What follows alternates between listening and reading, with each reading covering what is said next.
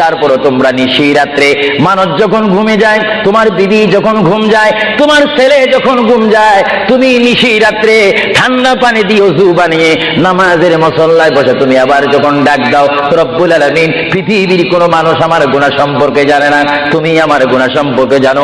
আমি এমন গুনাহ করেছি আমার বিবি জানে না, বিবি গুনাহ করেছে আমি জানি না। আল্লাহ তুমি সব কিছু জানো, হে আমার প্রভু তুমি আমাকে মাফ করে দাও। আমার আল্লাহ বলে, তারপরও যদি তোমাদেরকে আমি মাফ না করি, তারপরও বান্দা তোমরা আমার রহমতের দরজা থেকে ফিরে যাইও না। আমি তোমাদেরকে হুকুম দিচ্ছি, ওয়ালাউ আন্নাহুম ইয যালামু আনফুসাহুম জাউকা, বান্দারে যদি গুনাহ করে ফেলো আমার রহমত থেকে মুখ ফিরে তুমি চলে যাইও না। বান্দা, আকাশ পরিমাণ যদি গুনাহ করো, পাতাল পরিমাণ যদি গুনাহ করো, সাগরের পানি পরিমাণ যদি গুনাহ করো, পাহাড় তুলনায় যদি তুমি গুনাহ করো, আমার দরবার থেকে তুমি নিরাশ হইও না। বান্দা, আমি তোমাকে একটি রাস্তা পাঠাই দিচ্ছি, একটি পথ তোমাকে আমি দেখাই দিচ্ছি। সেই পথটি কোন পথ তোমরা জানো? ওয়ালাউ আন্নাহুম ইয যালামু আনফুসাহুম জাউকা, বান্দারে যখন তোমরা বরবাদ হয়ে যাবে তখন তোমাদেরকে একটা পথ আমি তোমাদেরকে দেখাই দিলাম, সেই পথটির নাম হচ্ছে আমার রাসূলের মদিনা। জুড়ে বলেন সুবহানাল্লাহ। বান্দা, আমার নবীর দরবারে গিয়ে কেঁদে কেঁদে তোমরা বলো, ইয়া রাসূলুল্লাহ, ইয়া হাবিবাল্লাহ, আয়াকা ইয়া রাসূলুল্লাহ। আল্লাহ কোরআনে বলেছে, ওয়ালাউ আন্নাহুম ইয যালামু আনফুসাহুম জাউকা ফাস্তাগফিরুল্লাহ ওয়াস্তাগফার লাহুমুর রাসূল। আল্লাহ বলেছে, হে বান্দা, তোমরা ডানে না গিয়ে, বামে না গিয়ে, পিছে না গিয়ে তোমরা সরাসরি আমার নবীর কদমে চলে যাও। আমার নবীর কদমে গিয়ে আমি আল্লাহর দরবারে তোমরা তওবা করো। তওবা করতে করতে তোমাদের চোখের পানি যখন বাইর হয়ে যাবে, আর ওই মুহূর্তে যদি আমার বন্ধু যদি তোমাদের জন্য আমার দরবারে সুপারিশ করে, আমি আল্লাহ তোমাদেরকে ওয়াদা দিয়ে দিলাম, গ্যারান্টি দিয়ে দিলাম, আমার রাসূল যদি তোমাদের জন্য আমার দরবারে সুপারিশ করে, সঙ্গে সঙ্গে বান্দা তোমার অতীতের জীবনের কবিরা সগীরা গুনাহ মাফ করে দেব। জোরে বলেন সুবহানাল্লাহ। আল্লাহর প্রিয় নবী মুহাম্মদ রাসূলুল্লাহ সাল্লাল্লাহু আলাইহি ওয়াসাল্লামের রওজা মুবারকে তিনি শুয়ে আছেন। তাহলে বুঝা গেল তিনি এখন জাহিরি ভাবে পৃথিবীতে নাই, তিনি এখন কবর মুবারকে রয়েছে। চিৎকার দিয়ে বলুন সুবহানাল্লাহ। কোথায় রয়েছে?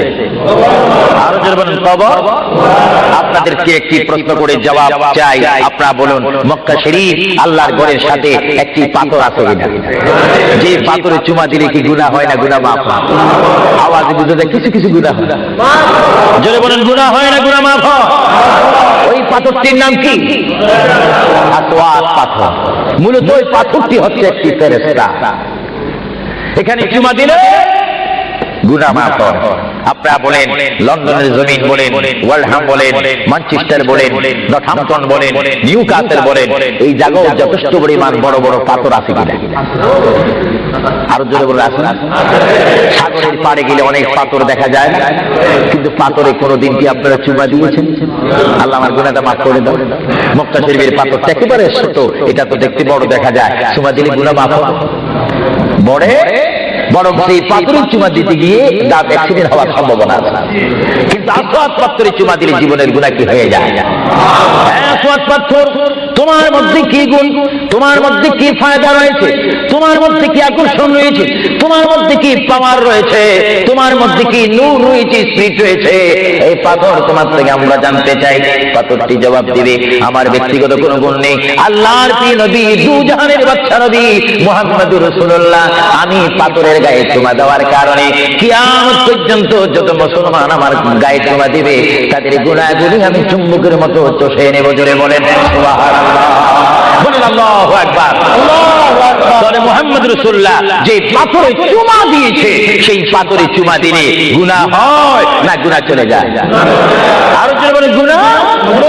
যদি পাথরকে রাসূল পাক হাত দেওয়ার কারণে পাথরের যদি এত গুণ হয়, এত স্পিরিট হয়, এত গুণগান হয়, আর সেই রাসূলের দরবারে যদি আপনি উপস্থিত হয়ে ইয়া রাসূলুল্লাহ করে ডাক দেন, আপনার গুনাহ মাফ হওয়ার ব্যবস্থা আছে কিনা?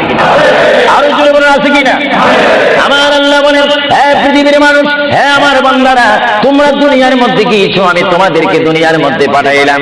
পাঠাইবার পরে আমি জানি তোমরা অনেক অন্যায় পথে যাবে, অনেক কাজ করবে, যে কাজ রাতগুলোর মধ্যে তোমাদের গুনাহ হয়ে যাবে।